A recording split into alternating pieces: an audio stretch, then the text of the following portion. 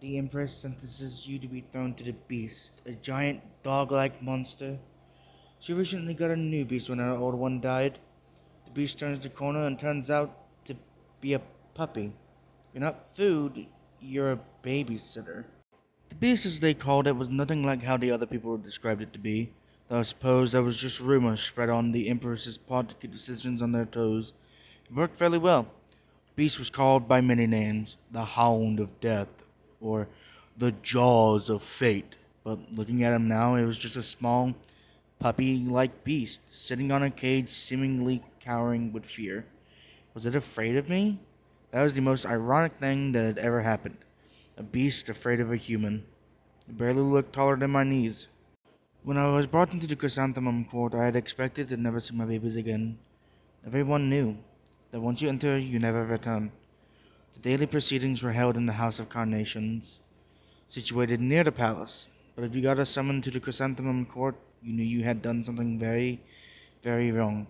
So when I saw guards approaching my meager residence near the market square, and an armor engraved with ornate designs of chrysanthemum flowers, I knew I only had so much time to say my goodbyes. They had dragged me through the marketplace, chains in my hands.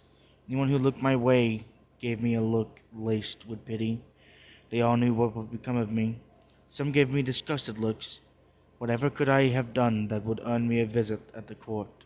The Empress was seated on the throne, pristine as ever, her cold perfection. Wrapped up in layers of gaudy red silk like a fragile ceramic doll, made to bear a heavy weight of the responsibilities of balancing the expectation of her councilmen and common folk.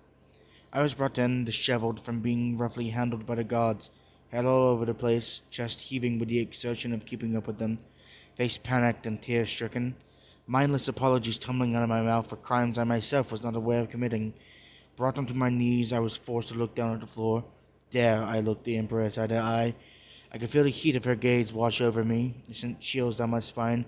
Hysteria rising, I pleaded for forgiveness for God knows what, before a voice akin to marbles hitting each other uttered, "Rise."